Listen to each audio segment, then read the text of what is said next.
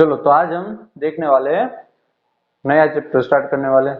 Okay, chapter का नाम है force and laws of motion. Okay, means force को किसे कहते हैं और उसके लॉज जो न्यूटन ने दिए हैं वो देखने वाले हैं। ओके, चलो तो सबसे पहले लास्ट चैप्टर में हमें क्या देखा था? तो लास्ट चैप्टर में देखा था कि जो मोशन है ऑब्जेक्ट को, जो ऑब्जेक्ट मोशन में यानी ऑब्जेक्ट को मोशन है वो क्यों है, वो मोशन है वो क्यों है वो नहीं देखा था। जस्ट मोशन की हमने किस रीजन से मोशन है, किस रीजन से मोशन में है ऑब्जेक्ट, वो हमने नहीं देखा था, सिर्फ हमने मोशन की ही बात की थी। ओके, तो इस चैप्टर में हम देखने वाले हैं कि भाई मोशन क्यों है, टेंथ में 80% कैसे आए, उससे ही काम नहीं है कैसे 80% आए, चोरी करके या मेहनत करके। ओके, उसी तरीका ऑब्जेक्ट को मोशन है पर क्यों मोशन है, ओके, वो रीजन यहाँ पे हमने ढूंढना। ओके, तो उस पे जाने वाले, उस टॉपिक में हम जाने वाले हैं। ओके, तो ये 1-2 सेंचुरी पहले ये एक पजल जैसा था। ओके, फिर बाद में साइंटिस्ट और फिलोसोफर्स ने उस पे बहुत थियरी दी और बाद में सॉल्यूशन भी आ गए। ओके, तो सबसे पहले फोर्स, फोर्स यानी क्या, हम कोई ऑब्जेक्ट को पुश करते हैं। ओके, कोई ऑब्जेक्ट को पुश करते हैं, स्टेशनरी ऑब्जेक्ट, तो स्टेशनरी ऑब्जेक्ट मोशन में आ जाती है। स्टेशनरी ऑब्जेक्ट है वो कहां पे आ जाती है, मोशन में स्टार्ट कर देती है। ओके, तो पुश यानी one type of force. Okay, pull किसी को हम खींचते हैं, जैसे कि ट्रॉली बैग, ट्रॉली बैग को हम अपनी तरफ खींचते हैं। ओके, तो पुल करते हैं। ओके, और फुटबॉल के बॉल को हिट करते हैं। ओके, किक लगाते हैं तो क्या होता है, वो एक जगह से दूसरी जगह पे जाता है ना। ओके, तो वो चीज यहां पे हम देखने वाले हैं। दूसरा फोर्स से कैसे, फोर्स में क्या देख सकते हैं, तो एक स्प्रिंग है, स्प्रिंग को खींचो, या इलास्टिक रबर है उसको खींचो तो यानी लेंथ बढ़ी। बलून है, बलून को आप प्रेस कीजिए तो बलून का जो शेप था वो बिगड़ गया ना, पहले से कुछ अलग शेप आपको दिखा, तो उसे हम बोलते हैं इफेक्ट ऑफ फोर्स। ओके, तो वो सब हम रेगुलर लाइफ में हम देखते ही है। तो फोर्स में जाने के पहले हम देखते हैं बैलेंस फोर्स और unbalance force. Second topic, okay, 9.2 balance force और अनबैलेंस फोर्स। बैलेंस फोर्स किसे कहा जाए, चलो देखते हैं कि भाई कोई एक टेबल है,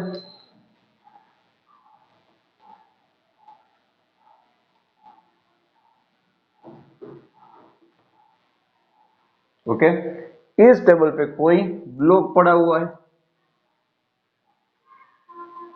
और टेबल की सरफेस कैसी है, स्मूथ सरफेस है। टेबल की सरफेस कैसी है, स्मूथ। तो टेबल की सरफेस कैसी है, स्मूथ है। ऊपर कोई ऑब्जेक्ट रखा है, ब्लॉक रखा हुआ है। ओके, तो उस ब्लॉक में हुक लगा दो दोनों साइड। तो पहले हम इस डायरेक्शन में फोर्स अप्लाई करते हैं, F1 जितना, उस डायरेक्शन में फोर्स अप्लाई करते हैं कितना, F1 जितना। तो ब्लॉक किस साइड पे जाएगा, उस साइड पे जाएगा, स्मूथ सरफेस है इसलिए इजीली चला जाएगा। फिर हम फोर्स अप्लाई करते हैं, ये फोर्स को हम भूल जाओ, चलो ये फोर्स दिया था वो निकाल देते हैं। अब फोर्स अप्लाई करते हैं इस डायरेक्शन में, F2, F2 फोर्स अप्लाई किया इस डायरेक्शन में, तो ब्लॉक उस डायरेक्शन पे जाने वाला है क्योंकि उस साइड से हमने फोर्स लगाया है ना। बट अब क्या करते हैं, दोनों साइड से फोर्स लगाते हैं। ओके, यहां से भी 10 न्यूटन फोर्स अप्लाई किया और यहां से भी 10 न्यूटन फोर्स अप्लाई किया। जैसे मास का यूनिट किलोग्राम बोलते हैं ना, 1 किलोग्राम शुगर चाहिए, 1 किलोग्राम सोल्ट चाहिए। ओके, तो ग्राम है वो यूनिट है, मास का यूनिट हो गया। ओके, उसी तरीके से फोर्स का यूनिट कौन होता है, न्यूटन। वो हम देखने वाले हैं, पर अभी याद रख लो कि भाई उसके पीछे यूनिट लिखना पड़ेगा, वरना कौन सी क्वांटिटी है वो नहीं पता चलेगा ना, इसलिए। तो 10 न्यूटन फोर्स इस साइड से अप्लाई किया, 10 न्यूटन फोर्स इस साइड से अप्लाई किया। ओके, तो ऑब्जेक्ट मोशन करने वाला है या नहीं करने वाला है?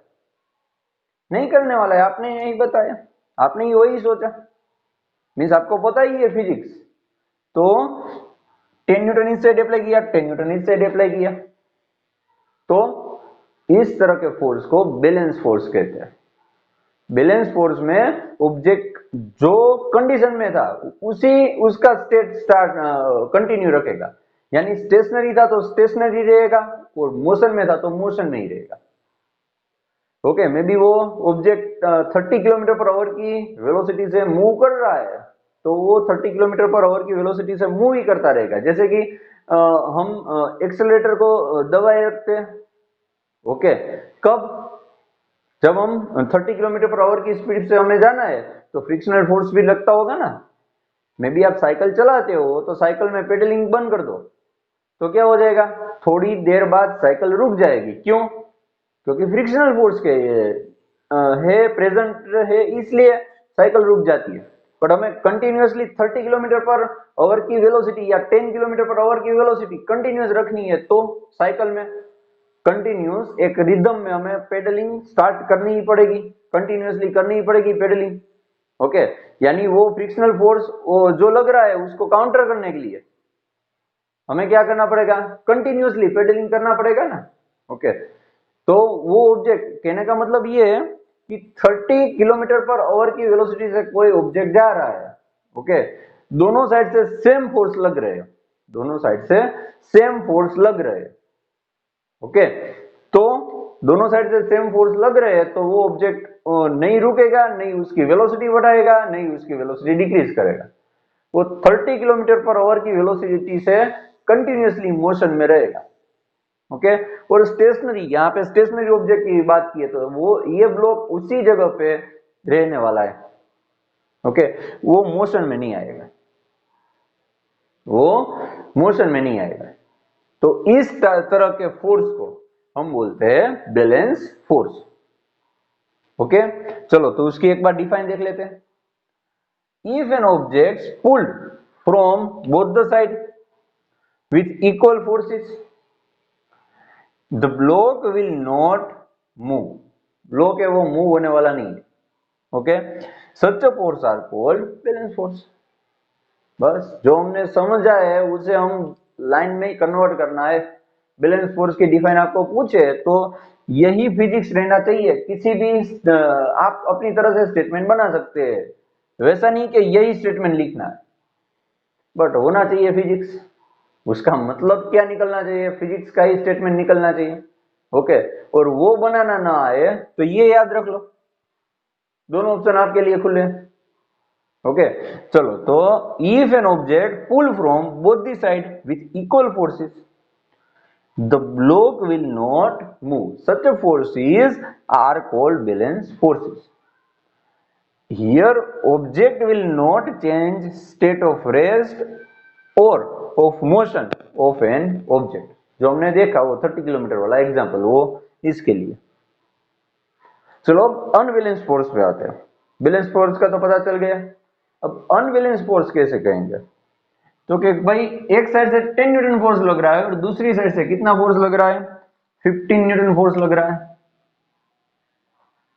कितना फोर्स लगा? 15 न्यूटन जितना फोर्स अप्लाई किया। ओके, सो रिजल्टेंट फोर्स कहां पे बढ़ गया? इस साइड पे बढ़ गया।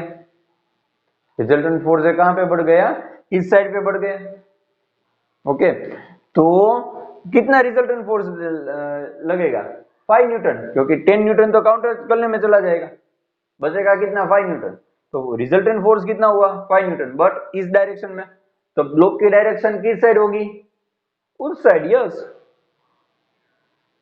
ओके, तो इस टाइप के फोर्स को बोलते हैं अनबैलेंस फोर्स। इस टाइप के फोर्स को हम बोलते हैं अनबैलेंस फोर्स। अनबैलेंस फोर्स में क्या होगा? जो मोशन, यानी जो ऑब्जेक्ट था वो 30 किलोमीटर पर आवर की स्पीड से चल रहा था, वो 30 किलोमीटर की स्पीड से नहीं चलेगा, या तो उसकी वेलोसिटी बढ़ जाएगी या तो उसकी वेलोसिटी बढ़ जाएगी, उस ऑब्जेक्ट की वेलोसिटी बढ़ जाने वाली है, या तो उस ऑब्जेक्ट की वेलोसिटी डिक्रीज होने वाली है, या तो स्टेशनरी ऑब्जेक्ट मोशन में आने वाला है। ओके, चलो, तो वो अनबैलेंस फोर्स की हमने बात कर ली। फिर एक बार देख लेते हैं, कोई ब्लॉक था, इस साइड 10 न्यूटन फोर्स लगाया, इस साइड 15 न्यूटन फोर्स लगाया, तो उसका रिजल्टेंट फोर्स किस डायरेक्शन में, इस डायरेक्शन में, तो उस फोर्स के वजह से वो मोशन में आ जाएगा, क्योंकि अब अनबैलेंस फोर्स है। तो अनबैलेंस फोर्स से क्या मिलता है, तो भाई जो मूविंग ऑब्जेक्ट है, या तो उसकी वेलोसिटी इंक्रीज होगी उस ऑब्जेक्ट की, या तो उस ऑब्जेक्ट की वेलोसिटी डिक्रीज होगी। ओके, और स्टेशनरी ऑब्जेक्ट है, उसकी वेलोसिटी यानी वो मोशन में आ जाएगा। अब उसकी वेलोसिटी जीरो नहीं रहने वाली है, उसके पास कुछ वेलोसिटी आ जाएगी।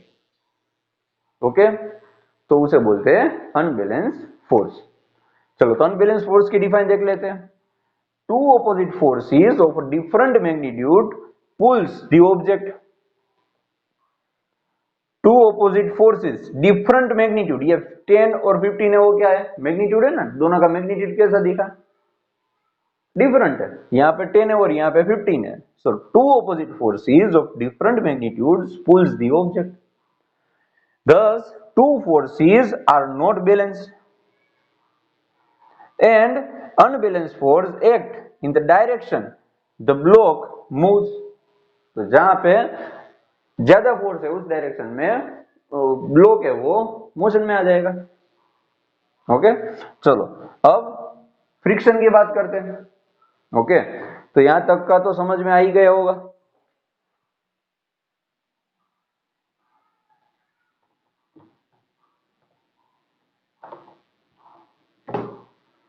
अब जो सरफेस लेने वाले हैं हम, ये कोई रफ सरफेस, छोटा सा टेबल है, देखो। ओके, उस पे हम एक ब्लॉक बना दें।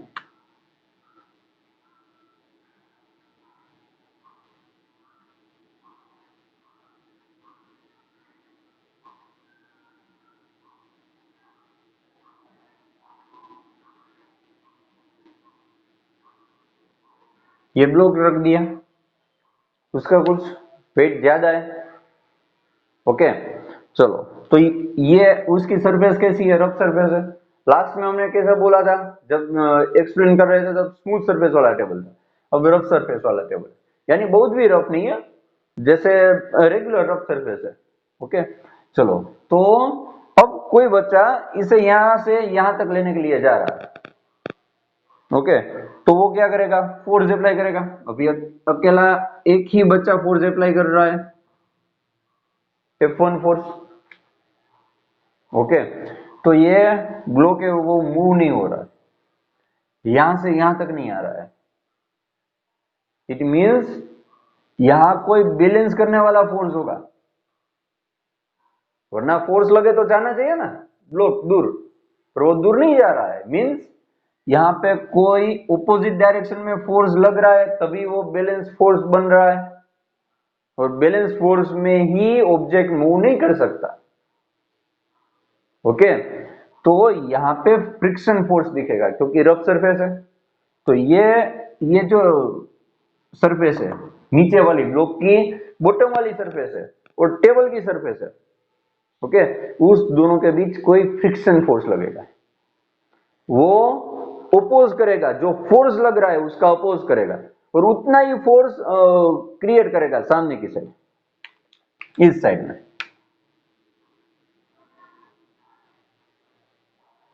ओके, चलो, फिर हमने फोर्स बढ़ा दिया, यानी दो बच्चों ने फोर्स लगा दिया एक साथ।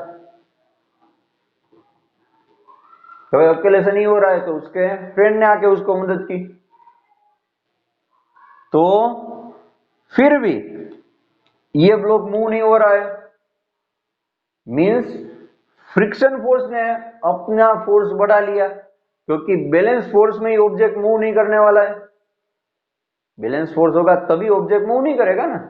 ओके, तो ये वापिस इसकी वैल्यू बढ़ गई, बट एक लिमिट है, उसी तक वो बढ़ा सकता है, वरना नहीं बढ़ा सकता। वो लिमिट पे ही वो अपने वैल्यू बढ़ा सकता है। ओके, चलो, तो ये उस तरफ उसने उसका जो फोर्स है उसने बढ़ा लिया ऑपोजिट डायरेक्शन में, और अप्लाइड फोर्स को बैलेंस कर दिया। चलो, तीसरा बच्चा आया, उसने फोर्स लगाया, साथ में उसके साथ उसने भी फोर्स लगा दिया। अब ये बैलेंस नहीं कर पाएगा, क्योंकि अब अप्लाइड फोर्स बढ़ गया। जो अप्लाइड फोर्स तो था वो बढ़ गया, किससे बढ़ गया? फ्रिक्शन फोर्स से ज्यादा हो गया। अब ऑब्जेक्ट मूव करने वाला है, किस डायरेक्शन में करेगा? रिजल्टेंट फोर्स की डायरेक्शन में। तो रिजल्टेंट फोर्स इस डायरेक्शन में बढ़ गया, तो जो ऑब्जेक्ट होगा उस डायरेक्शन में मूव करेगा।